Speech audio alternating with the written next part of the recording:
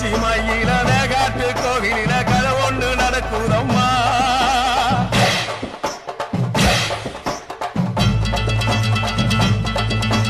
காட்டுப்புலி ஒண்ணு காயம் பட்டு போச்சே காரணம் யார் சொல்லம்மா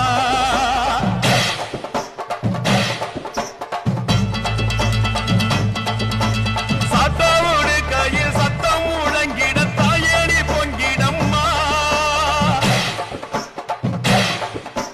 சட்டவோடு கையில் சத்தம் முழங்கிட தாயேடி பொங்கிடம்மா சூளக்காளி